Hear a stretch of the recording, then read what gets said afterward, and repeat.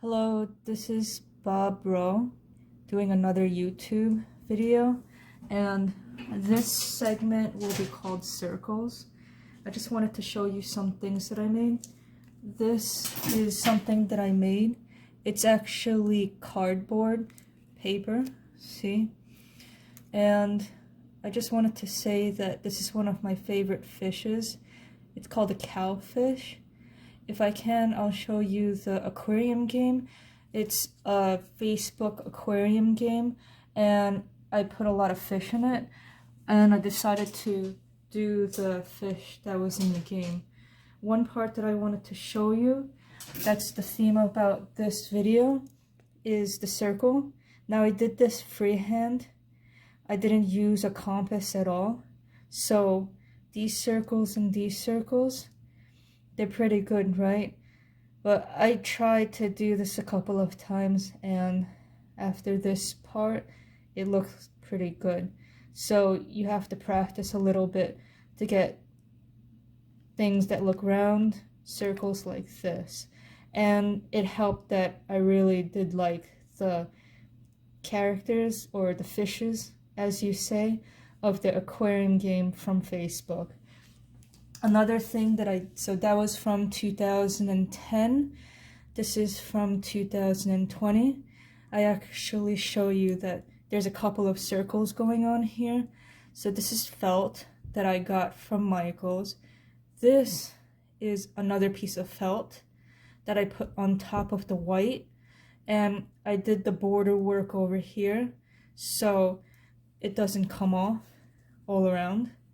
But the thing is that you need to know that I did a lot of work on this to actually make it as round as possible. I'm going to attempt to show you as well as possible how to get a shape like this. And don't forget the middle part, which I embroidered. That's really hard to do. This part is embroidered, and also this circle is embroidered. And they look pretty round, right? But as you can see, from 2010, the paper, 2020, this was from last year, it's a little bit more detailed from this one. I did the embroidery here and here, and I also made the little hat. And the tail actually was a little bit easier than I thought. I had some composite pictures and I sewed it together. So most of these materials was from Michael's, and that's a arts and crafts store that's near me. So as you can see, there's a difference between this guy and this guy.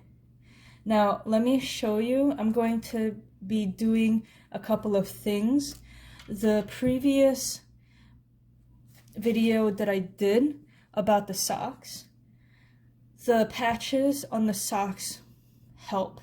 You can obviously feel that they are different, like your feet can feel that the patches of felt are different from the regular fabric from the sock, but we're in pandemic, so I used the felt and put them on the sock and repaired them as well as I could, because who knows when we're going to be comfortable to go to a store on a regular time. So, when that happens, I just decided to mend my socks. And this is my next project. Part of my next project is this red felt that I got from Michael's. Let me see. Okay, so it's just a regular felt. They sell it by the sheet. They also sell it by the pack. But this time we only need red right now. So I just wanted to show you an idea of how it happens. We're just going to make a heart, and it's going to be a pretty simple heart. Now, you can make the heart or the shape that you want. The best way that you can do it is just to cut. Now, mind you, you have the scissor that you only use for arts and crafts.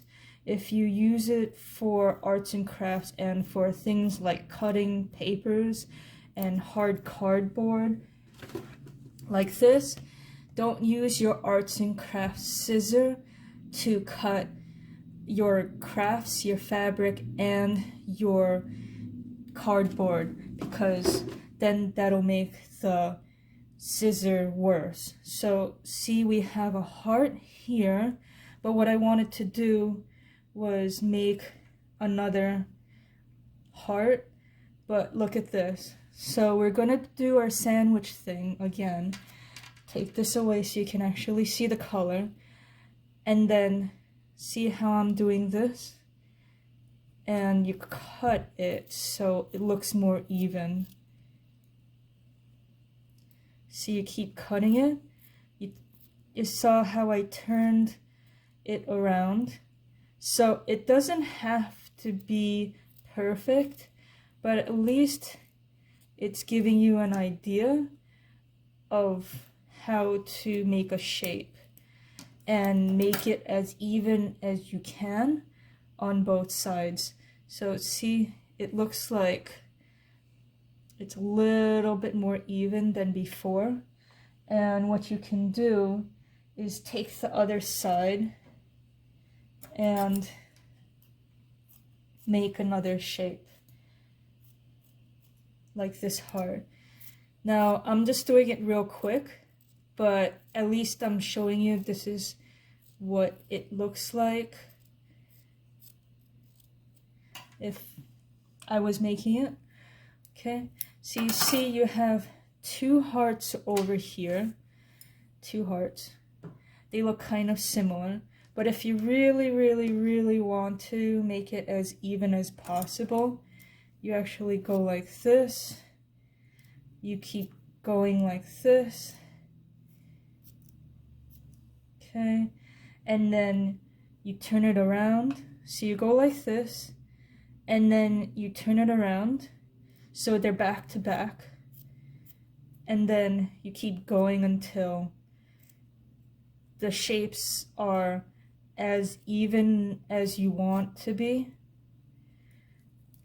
And then what you do is you find your thread, which is approximately the same color, and you use the embroidery needles, whatever you can get.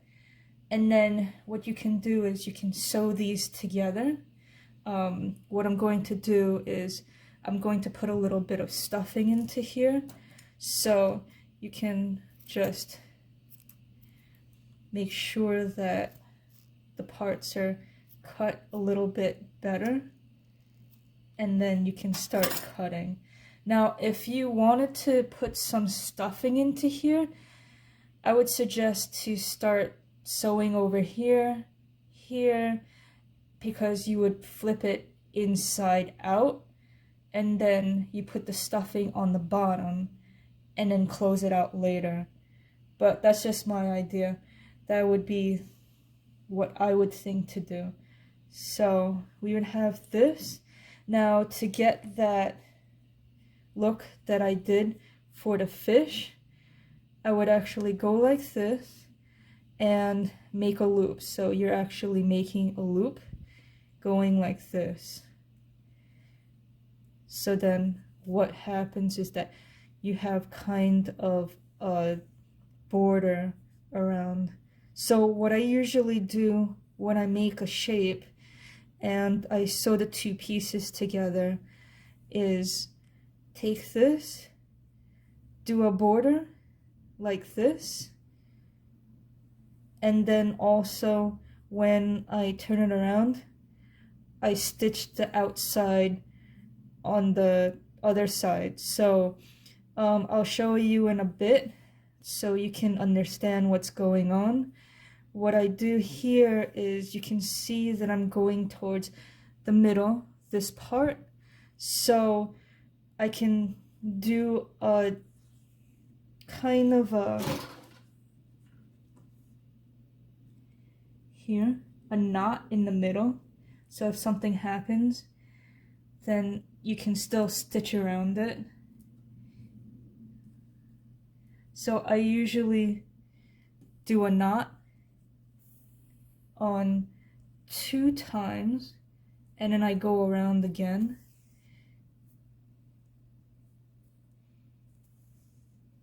There we go. Yep. So as you can see, we're almost around this part, and then I could show you what I mean.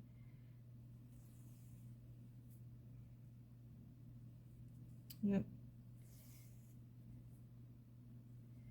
Okay. And then I'm gonna make my 2 knots. Okay.